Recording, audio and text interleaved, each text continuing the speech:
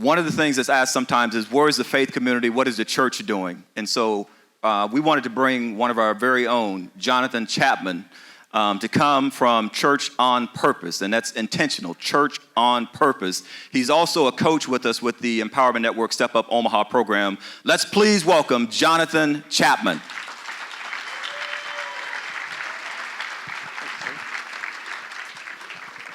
Y'all probably thought I was coming back up here to bring somebody something again, didn't you?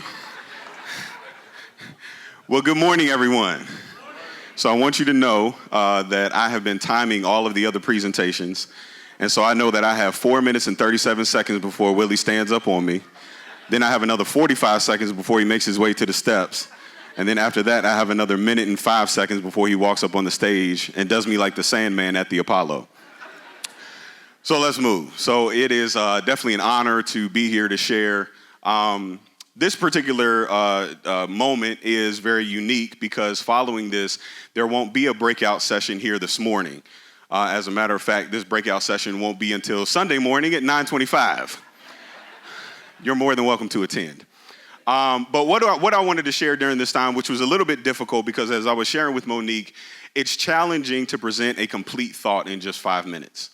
Especially on something that is so large as rebuilding the village. And as you can see on the screen, what I've been charged to share about, which is the relevant church, impacting the community both inside and outside the walls. And so as I was thinking about this, I realized that in order for a lot of the principles that relate to being a relevant church also relate to being a relevant any kind of organization. And so for those of you that may not be a part of the faith community, hopefully there's something that you can take away from this moment as well. Because really, to be a relevant church or in any kind of organization, being relevant starts with being clear about why you are, about why you exist. And once you understand why you exist, then you can understand how to interact with everybody else and why they exist. Now, I'm going to say a filthy word right now. So don't be shocked. Don't call my mom and tell her. I'm going to say a dirty word. It's probably the dirtiest word in Omaha that you've ever heard. I am a transplant.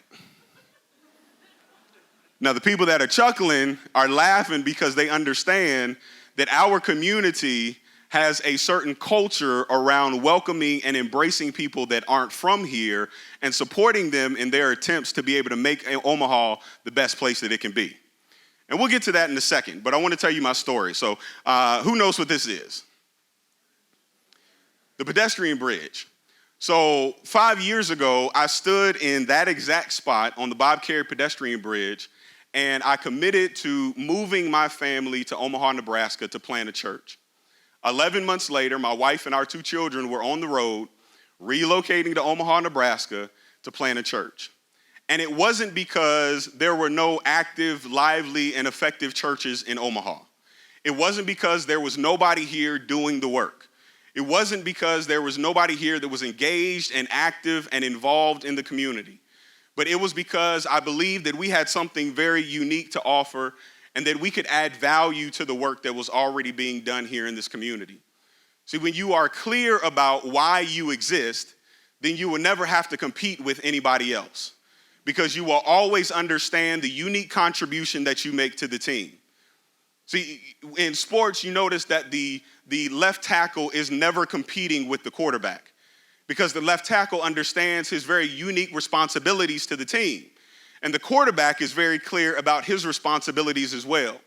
And so we can be clear about why we're here, why we exist, and what we're supposed to do, then we can more effectively work together, and the church can be better at supporting those that are within the walls, but also collaborating with and supporting those outside of the walls.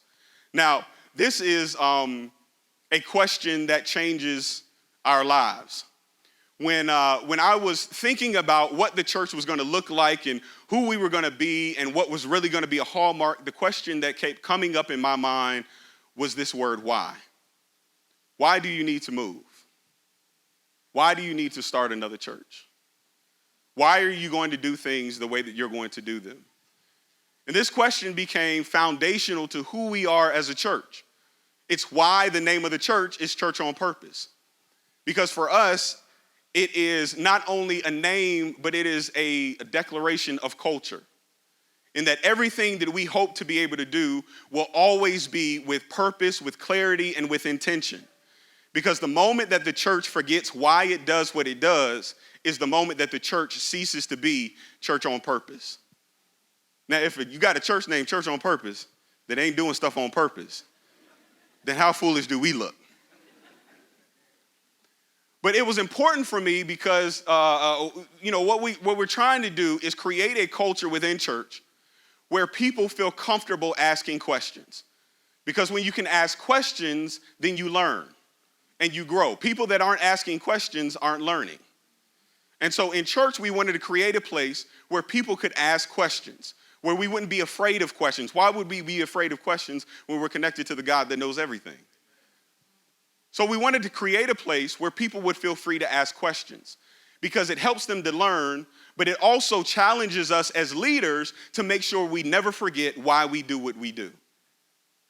So you don't really know why you do what you do or what you're doing until you can effectively and clearly communicate that to someone else. And oftentimes, we don't communicate that to someone else unless they ask us questions. And so my question to you today is why? Why are you here? What are you hoping to learn from this that is going to impact and change what you do and what we do? Read this, say this after me. Culture eats vision for lunch.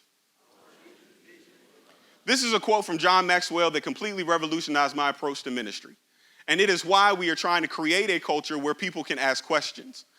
Because if we are not clear about our culture, if we're not intentional about our culture formation, then it doesn't matter how great the vision or the dream is that we have for being able to impact the community. Because if our culture doesn't line up with where we say we want to go, our culture will always win out over our dreams. And that's why even though we're here today, and we're having these conversations about rebuilding the village, if we're not intentional about changing the culture in North Omaha, if we're not intentional about embracing those that want to do the work, if we're not intentional about supporting one another, if we're not intentional about clarifying our why and our responsibility and our niche in the community, and then supporting those who don't do what we do, if we're not clear about these things, then we will never be able to see 2025 become a reality. Because the only way for this transformation plan to become a reality is for all of us to step on the field together, to assume our position and our place and our responsibilities and fight and fight and fight every single down in order to achieve the goal. That is the only way that we get across the finish line. So we can sit here and we can talk all morning and we can dream, and I got 15 seconds left before Willie gets up on me.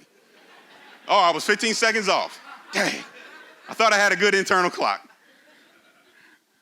But we can talk all day. But if we aren't intentional about shifting the culture, then our visions will continue to just be dreams.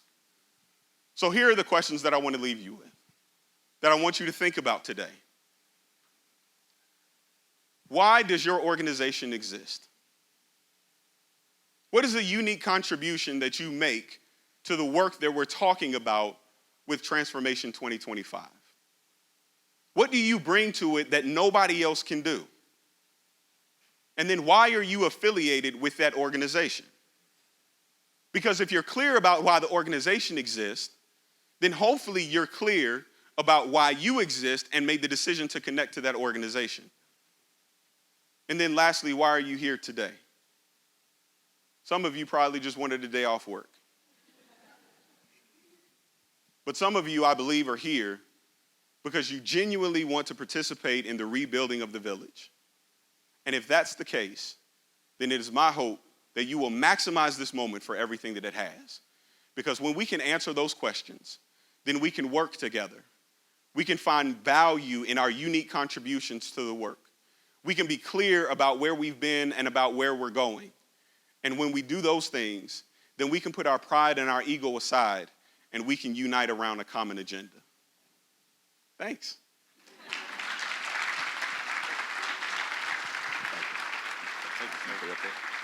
Jonathan Chapman.